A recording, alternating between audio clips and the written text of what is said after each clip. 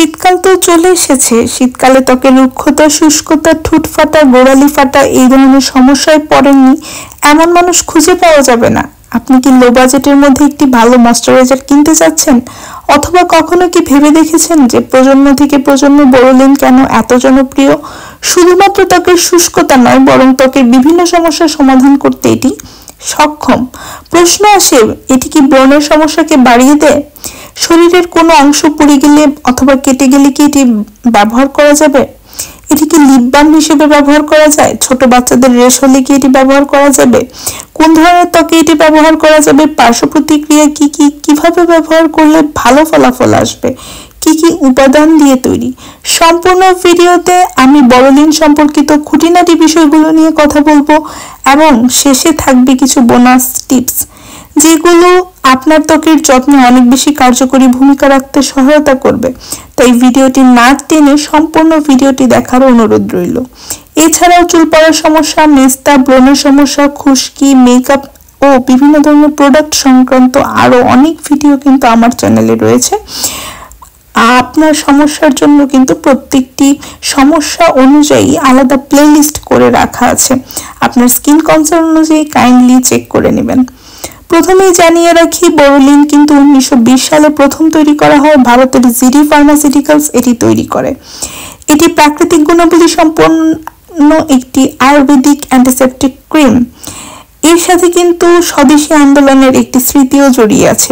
বিদেশি পণ্য বর্জনের লক্ষ্যে এটি প্রথম তৈরি করা হয়, এবং শুধু ভারত নয়, বাংলাদেশেও কিন্তু বোরোলিন সমভাবে জনপ্রিয়।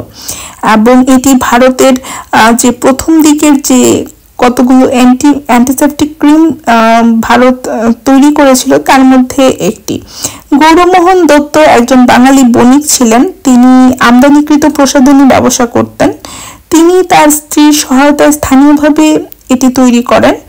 ব্রিটিশ পণ্যের বিকল্প হিসেবে স্বদেশী আন্দোলনের চেতনাকে ধারণ করে তিনি এটি তৈরি করেছিলেন। বোরিক অ্যাসিড এবং তেলের মিশ্রণে তিনি এই অ্যান্টিসেপটিক ক্রিমটি তৈরি করেন, এবং তিনি 1929 সালে জিডি ফার্মাসিউটিক্যালস প্রতিষ্ঠা করেন এবং পণ্যটির নাম দেন বোরোলিন।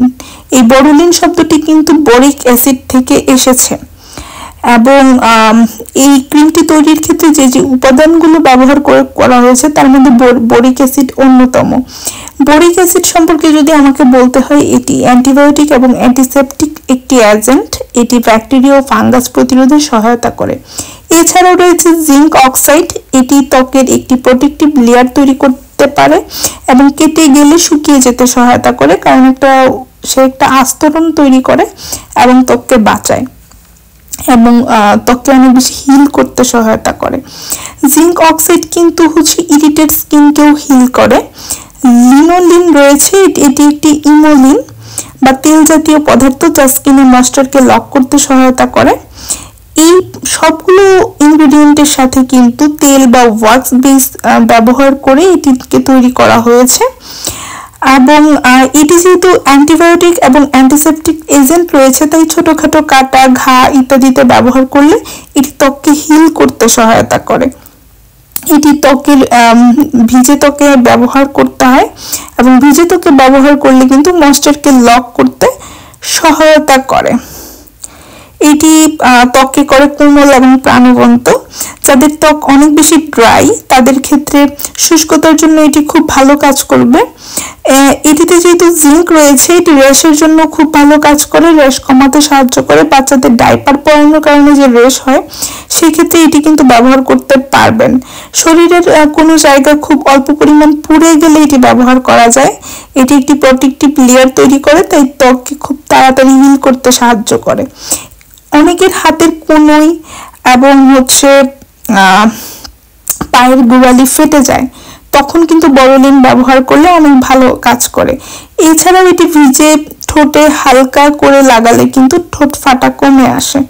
এটি ব্যবহারের একটি নিয়ম রয়েছে, কারণ বোরোলিন যেহেতু অনেক থিক একটি প্রোডাক্ট, তাই এটি হালকা ভেজা ত্বকে লাগালে এটি কিন্তু স্কিনে যে ময়েশ্চার রয়েছে সেটিকে লক করতে সাহায্য করে।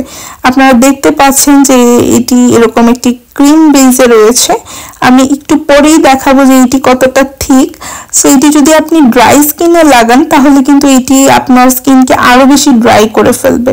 তাই আপনাকে অবশ্যই যারা ড্রাই স্কিনে রয়েছেন, খুব বেশি যাদের ড্রাই স্কিন, তারা কিন্তু এটি হালকা ভেজা ত্বকে এটিকে লাগাতে হবে খুব ভালোভাবে।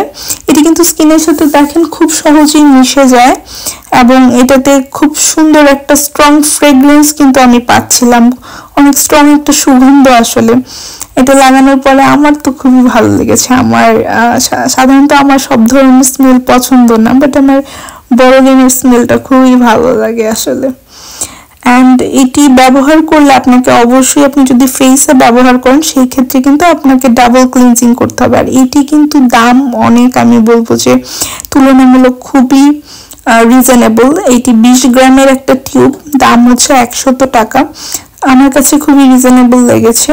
আর হচ্ছে আরেকটা ব্যাপার হচ্ছে যে এটি যদি আপনাকে ব্যবহার করতে হয় ফেসে, সেই ক্ষেত্রে দিনে ব্যবহার করলে আপনাকে অবশ্যই সানস্ক্রিন ব্যবহার করতে হবে এবং রাতে যখন আপনি ঘুমাতে যাবেন তখন কিন্তু অবশ্যই আপনাকে ডাবল ক্লিনজিং করে এটিকে উঠিয়ে ফেলতে হবে। এখন প্রশ্ন আসে যে কারা ব্যবহার করতে পারবেন না? যাদের ব্রণের সমস্যা রয়েছে তারা এটি ব্যবহার করতে পারবেন না, এতে আপনার ব্রণের সমস্যা আরো বেড়ে যাবে।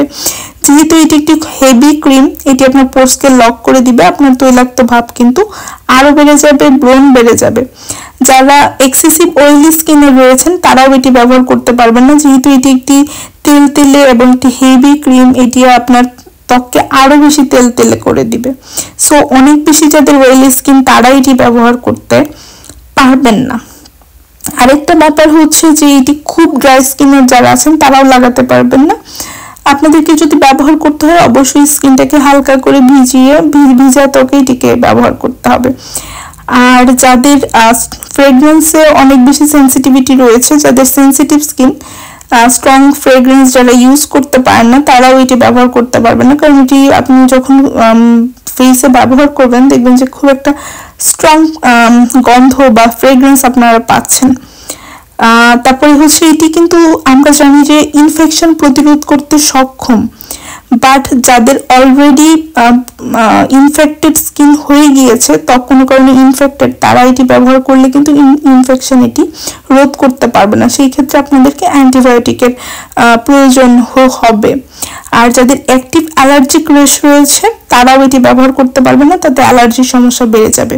এবং যারা ত্বক ফর্সা করতে চাচ্ছেন বা ত্বকের উজ্জ্বলতা বাড়াতে চাচ্ছেন, বোরোলিন কিন্তু ত্বকের উজ্জ্বলতা বাড়াতে কোনো কাজে আসে না।